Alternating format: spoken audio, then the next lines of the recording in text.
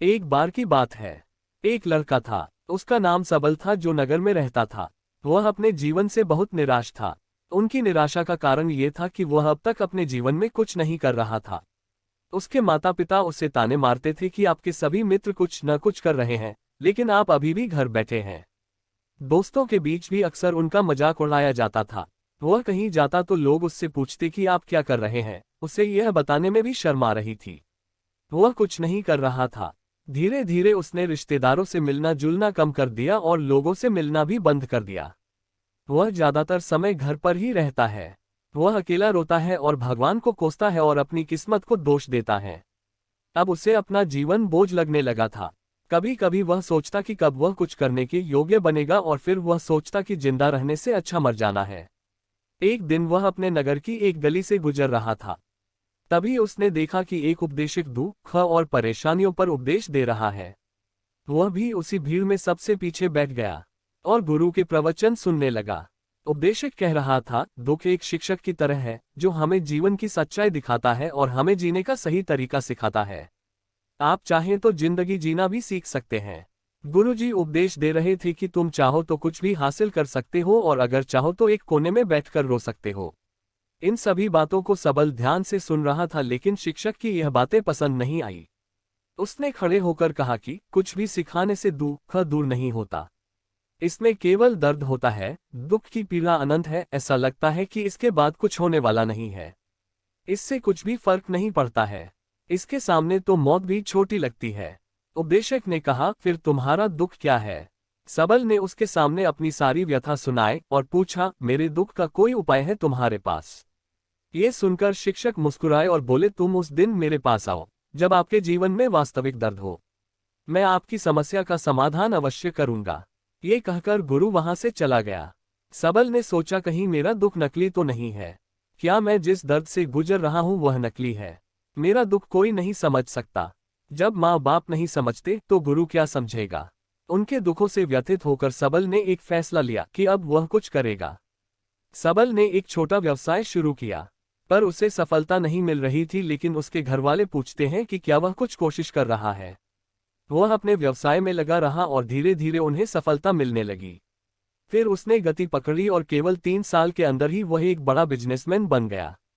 अब सबल के आसपास ऐसे कई लोग थे जो उसकी परवाह करता था, जो उससे प्यार करता था। अब उनके परिवार के सदस्य भी उसकी तारीफ करते नहीं नहीं थक रहे थे। दिन ब दिन उसके मित्रों की संख्या बढ़ती जा रही थी। अब वह अपनी जिंदगी से बहुत खुश था। उनके कुछ दोस्तों ने उन्हें सलाह दी कि जब आप एक बड़ा बिजनेसमैन बनकर बहुत खुश हैं तो सोचिए आपको कितनी खुशी होगी अगर आप इस शहर और इस राज्य के सबसे बड़े बिजनेसमैन बन जाते हैं। कितने लोग आपसे जुड़ना चाहेंगे, आपकी कितनी बड़ी ख्याति होगी और स्वयं राजा भी आपसे दोस्ती करना चाहेंगे और जरूरत पड़ने पर ही आपसे पैसे उधार लेंगे। दोस्तों की यह बात सबल के मन में घर कर गई। अब वह और पैसे कमाने की कोशिश करने लगा, लेकिन उसे ये सब बहुत ही जल्दी चाहिए था। वह समय बर्बाद नहीं करना चाहता था। उनका अधिकांश समय इन चीजों को प्राप्त करने में गलाने लगा। इसलिए वह ऐसे काम करने लगा जो सही नहीं था। उसने बड़ा उधार लेना शुरू कर दिया। उसके दोस्तों से पैसे की मात्रा और अधिक मुनाफा कमाने के लालच में वह अपने माल में मिलावट करने लगा। उसने अन्य व्यापारियों के खिलाफ भी साजिश रची और उन्हें डराया धमकाया। जैसा उसके दोस्त कहते थे वैसा ही करता था। वह इन तरीकों से ज्यादा पैसा कमा रहा था, पर अब उसके जीवन में पहले जैसा चैन न था। उनके मन की शांति गायब हो गई थी और वह रात को सो नहीं पाता था। वह हंगामे में रहता था। वह सब कुछ पाकर भी उन्हें किसी चीज में सुख नहीं मिल रहा था। एक दिन सबल अपनी गाड़ी में कहीं जा रहा था। तभी रास्ते में उन्हें उपदेशक का आश्रम दिखाई दिया। वह रुका और गुरु के पास जाकर बोला, संत, आपने मुझे मेरे पास आने के लिए कहा था जब मेरे जीवन में सच्चा दुख आता है। अब मैं बहुत दुखी हूं कि मेरी नींद हराम हो गई है। मुझे कहीं भी शांति नहीं मिल रही है। इस प्रकार सबल ने अपनी सारी समस्याएं गुरु को बता दी। गुरु ने कहा, जब तुम पहली बार मुझसे मिलने आए थे तब भी तुम किसी दुख में थे। आपने उस दर्द से क्या सीखा? सबल ने कहा कि सिर्फ सोचने और चिंता करने से कुछ नहीं होता। आपकी दृष्टि को सच करने के लिए ये कार्रवाई करता है। और सिर्फ काम करने से कुछ नहीं होता, परिणाम भी मिलना चाहिए।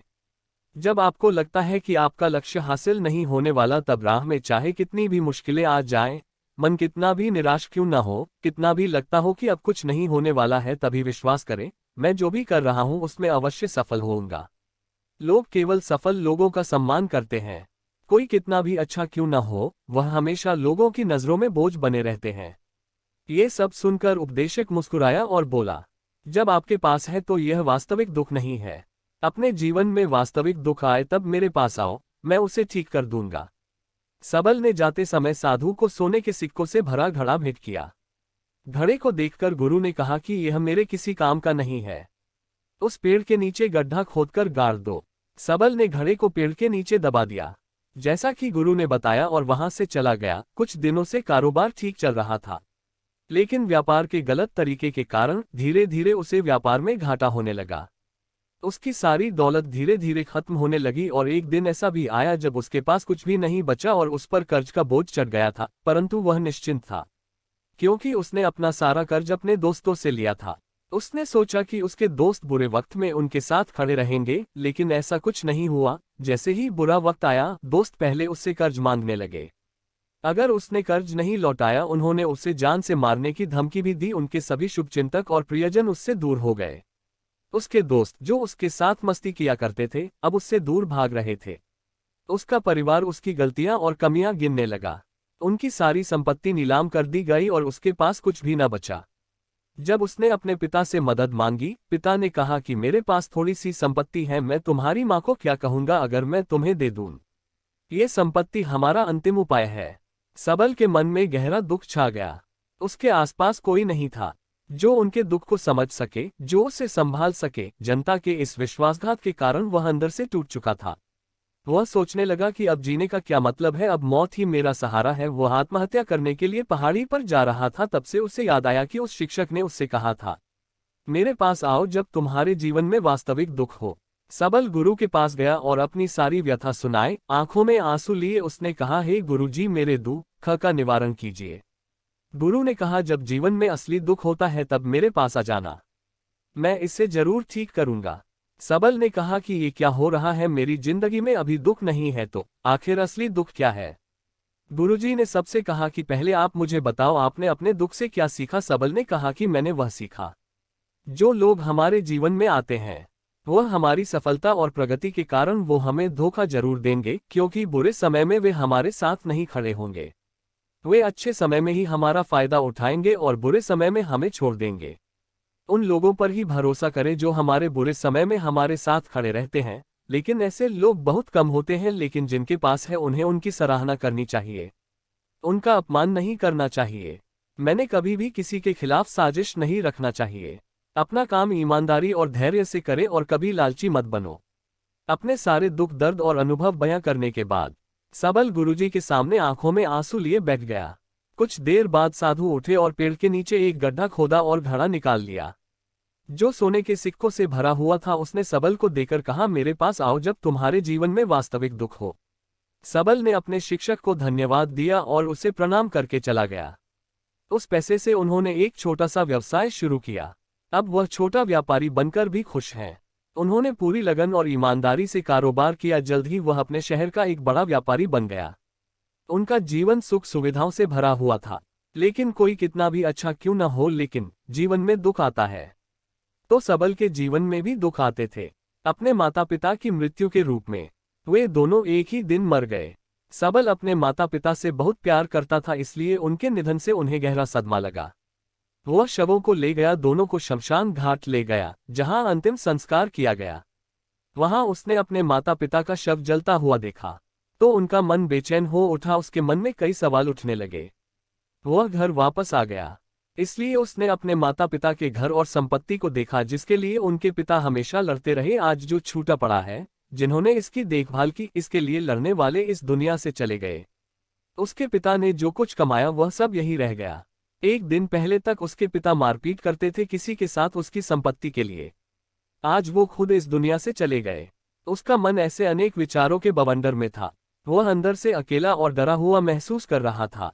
वह खाली महसूस कर रहा था। उसे लगा कि कुछ है, वह समझ नहीं सका। इसलिए वह गुरु के पास गया। उसे देखकर गुरु जी ने कहा, क्या जीवन में कोई दुख है? सबल ने कहा, वैसे तो जीवन में कोई दुख नहीं है, सब कुछ अच्छा चल रहा है, लेकिन आज मेरे माता पिता का देहांत हो गया है। मैं इस घटना से बेहद दुखी और परेशान हूँ। गुरु जी ने कहा, इसमें दुखी होने की क्या बात है। एक दिन सबके अपनों को मरना है, कोई न कभी जिया है और न कभी रहेगा। एक दिन तुझे भी मरना है, शायद तुम कल ही मर जाओगे, या आप आज भी मर सकते हो। सबल ने कहा, क्या कह रहे हो गुरुजी, मैं भी मर जाऊंगा, लेकिन मैं अभी जवान हूँ। गुरु ने कहा कि सब जी रहे हैं इस भ्रम में कि मृत्यु केवल दूसरों को आती है, बड़ों के पास ही आती है। लेकिन जवान और बूढ़े मर जाते हैं, बच्चे मर जाते हैं। मौत का उम्र से कोई लेना देना नहीं है, ये सभी को प्रभावित करता है। मास्टर जी की ये बातें सबल के मन में घर कर गईं, और वह चुपचाप चला गया, लेकिन उसका मन अभी भी बेचैन था। वह खाली महसूस कर रहा था। वह सारा दिन अपने बारे में ही सोचता रहा कि वह कौन है, वह इस दुनिया में क्यों आया है, क्या जीवन का लक्ष्य केवल चीजों को खाना और मरना है। ऐसे कई सवाल उसके दिमाग में लगातार उठ रहे थे, लेकिन उन्हें अपने किसी भी सवाल का जवाब नहीं मिल रहा था, और उसका दुख दिन ब दिन बढ़ता ही जा रहा था। इसलिए कुछ दिन बाद वह फिर से गुरुजी के पास पहुंचा और बोला, हे स्वामी, मैं बहुत दुखी हूं, क्योंकि मैं ये नहीं जान पा रहा हूं कि मैं कौन हूं और मैं इस दुनिया में क्यों आया। ये सुनकर गुरुजी मुस्कुराए और बोले, आज आपके जीवन में पहली बार सच्चा दुख उत्पन्न हो गया है। ये वास्तव में दुख कहलाने के लायक है। हम नहीं जानते कि हम कौन हैं, हम क्यों आए हैं, क्या करें, कैसे करना है। सबल ने अपने गुरु से कहा कि उसकी दुर्दशा दूर करो। गुरु ने कहा कि हम सभी इंसान हैं, जीवन भर संग्रह करते रहते हैं। सबल ने कहा कि सभी इंसान जीवन भर धन, सम्मान, परिवार, प्रतिष्ठा, मित्र, शत्रु आदि जमा करता है। गुरु ने पूछा, क्या हम एकत्रित की गई चीजों में से कुछ भी अपने साथ ले जा सकते हैं। सबल ने कहा, कोई भी इंसान अपने साथ कुछ भी नहीं ले जा सकता, वह सिर्फ अकेला ही जाता है।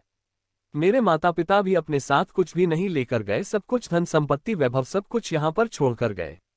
शिक्षक ने कहा, अब मेरी बात ध्यान से सुनो, इस संसार में हमें जो संग्रह करना चाहिए वह हम नहीं करते। चीजें हमारे सामने होती हैं, लेकिन हम उन्हें देखने की कोशिश नहीं करते। हमें इस दुनिया में जो कुछ भी इकट्ठा करना है वह हम खुद हैं। हमें खुद को जुटाना होगा, ताकि जब हम मरे तो हम एकजुट हो सके और खुद को पहचानने में सक्षम होने के लिए हम अंदर बंटे हुए हैं। हम प्यार, नफरत, गुस्सा, ईर्ष्या में बंटे हुए हैं। क्रूरता, धन, स्थिति, प्रतिष्ठा, सम्मान, पहचान, धर्म, जाति, सैकड़ों हजारों ऐसी चीजों और इच्छाओं में हम विभाजित हैं और टुकड़ों में जीवन जी रहे हैं। इस विभाजन के कारण हमारी चेतना कभी एक नहीं हो सकती।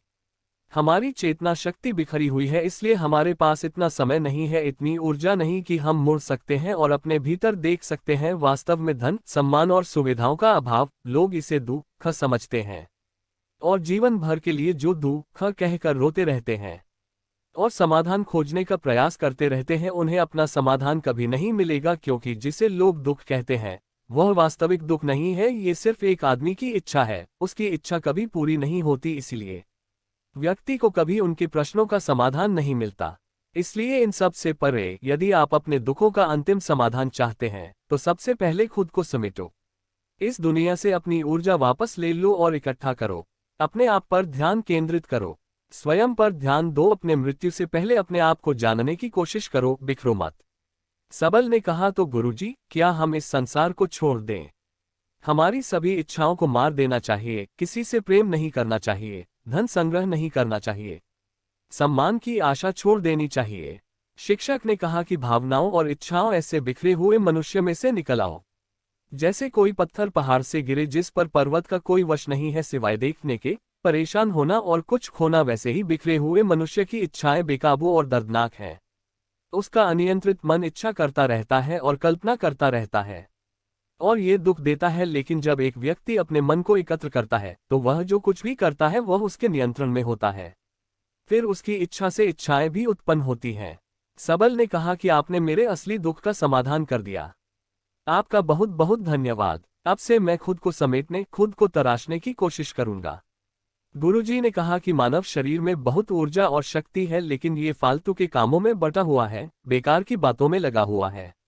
यह एक बहुत ही शक्तिशाली मशीन की तरह है, एक बच्चे के हाथ में रखा जा रहा है और वह बिना सोचे समझे अपनी शक्ति बर्बाद कर रहा है और बिना किसी नियंत्रण के। इसीलिए इस शक्ति पर ध्यान दें, अपनी चेतना, और इसे इकट्ठा करें। सबल को अपने प्रश्नों का उत्तर मिल गया। उसने अपने गुरु का शुक्रिया अदा किया और चुपचाप चला गया। दोस्तों, उम्मीद है आपको ये कहानी पसंद आई होगी। अगर आपको ये कहानी पसंद आई हो तो अपने दोस्तों और परिवार के साथ जरूर शेयर करें। आपका कीमती समय देने के लिए धन्यवाद।